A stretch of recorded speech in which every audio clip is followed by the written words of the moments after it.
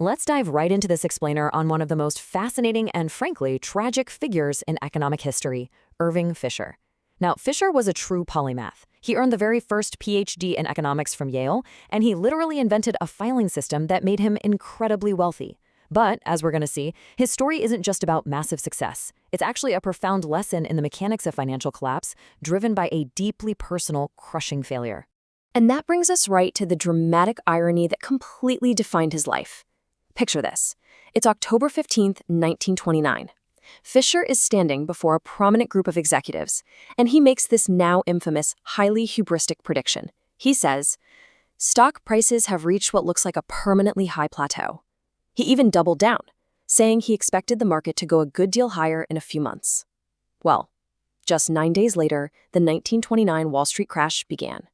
Fisher didn't just lose his academic reputation overnight, he lost his entire massive personal fortune because he had been heavily buying stocks on margin. He was completely wiped out by the exact markets he claimed to understand so perfectly. But, here is what makes Fisher's story so incredibly compelling today. Most people would just hide in shame after a public and private failure of that magnitude, right? Not Fisher. Instead, he spent the next few years conducting a rigorous, formal academic autopsy on his own ruin. He desperately wanted to understand exactly what broke the economy. So by 1930, he publishes a paper titled The Stock Market Panic in 1929. He literally began pulling apart the very mechanisms that had just destroyed his own portfolio. Looking at the data, Fisher's first major realization was that the Roaring Twenties boom wasn't actually all smoke and mirrors. He concluded that between 2/3 and 3/4 of that spectacular stock market rise was entirely justified. I mean, this was the era of mass production, scientific management, the birth of corporate research labs. The technological growth was very real. And this is the absolute crucial part, that real growth got hijacked. He found that the remaining 1/3 of the boom was pure, unjustified speculation. It was driven by massive borrowing, specifically brokers' loans, and a public that had just been infected with this incredibly dangerous gambling spirit. Fisher pinpointed the exact venom in the snakebite here. Overconfidence, or optimism, is totally natural in business. By itself, it almost never causes a systemic disaster. The fatal combination, the real poison, happens when that optimism is financed by heavy debt. When people are convinced the good times will literally never end, they borrow money they don't have to bet on assets going even higher.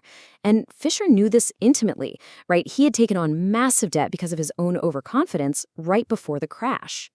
Grasping that dynamic led directly to what became his life's defining macroeconomic legacy, the debt deflation theory of Great Depressions.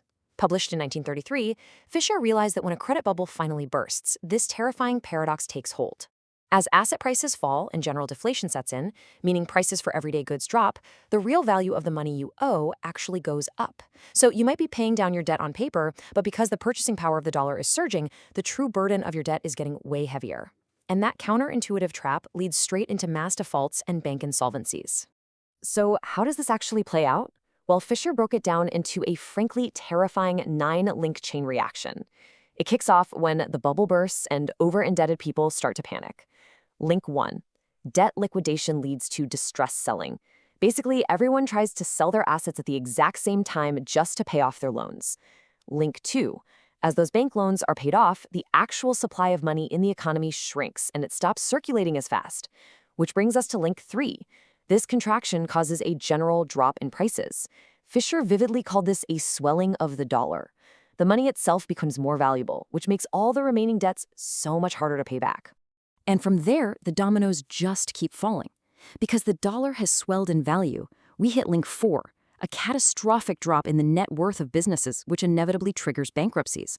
I mean, if your assets are plunging in value, but your debts are fixed, you're wiped out. That leads naturally to Link 5, a massive drop in profits. And with businesses bleeding money, we slam right into Link 6, a severe reduction in output, trade, and employment. Everyday jobs just vanish entirely because the financial structure built above them has caved in. The spiral ultimately bottoms out in mass psychological panic. Link 7 is deep pessimism and a complete loss of confidence across the whole economy. This triggers Link 8. People start hoarding whatever cash they can get their hands on, which freezes the circulation of money even more. And finally, Link 9. You get these complicated disturbances in interest rates, where the on-paper rates might fall, but real, inflation-adjusted rates actually spike. Fisher called this whole freezing of the financial system the debt disease. It's literally a vortex that sucks the life right out of the real economy. Now, to fully appreciate this, you gotta realize that Fisher was basically tearing up the rulebook of his own profession. The standard economic models of his day relied heavily on this theory of general equilibrium, this idea that markets always automatically clear and naturally stabilize themselves. That was gospel back then. But Fisher realized those models were totally useless when applied to highly leveraged financial markets. He said it's just as absurd to assume economic variables will perfectly stabilize as it is to assume the Atlantic Ocean will never have a wave. Markets thrash violently. Assuming debts will just smoothly and naturally be paid off is a fatal blind spot. Which brings us to a truly terrifying question. How on earth do we stop this vicious spiral of debt deflation once it gets going? Fisher warned that the so-called natural way out of a depression is incredibly dark. If you just leave it alone, the tipping boat won't right itself until it completely capsizes. He figured the spiral only stops after almost universal bankruptcy, mass unemployment, and literally starvation. That's the point where the debt finally stops growing. Because this natural cure is so utterly devastating, Fisher knew we couldn't just sit around and wait it out. He proposed a radical, immediate solution. His deliberate antidote to this debt disease was a concept he called reflation. He argued that central authorities have to step in immediately. If deflation is the enemy that's making debts unpayable, the government and the central bank must artificially pump the price level back up to exactly where it was when those debts were originally signed. By essentially reversing the deflation, you shrink the real burden of the debt back down to a manageable size. It allows borrowers to actually afford to pay back their original loans without going entirely bankrupt. And once you hit that level, the goal is strict price stability. Now, the real tragedy for Fisher? His theories were largely ignored while he was alive. His reputation was so thoroughly wrecked by his 1929 optimism that very few people took his debt deflation analysis seriously, and the academic world turned to John Maynard Keynes instead. But, history has a funny way of vindicating genius. Decades later, economists like Hyman Minsky built on Fisher's exact foundation to explain how credit bubbles form and burst. And then in 1995, an economist named Ben Bernanke formally revived Fisher's theories. So, when the 2008 Great Recession hit, Bernanke, who was then running the Federal Reserve, used Fisher's exact playbook to aggressively intervene and save the modern economy from a total debt deflation collapse. All right, let's bring this all back to the today. We're going to leave you with this really provocative final thought from Fisher. He noted that the true existential danger to the financial system isn't really just the professionals. It's when the general public, who usually lacks specialized knowledge, enters the market treating it purely like a casino.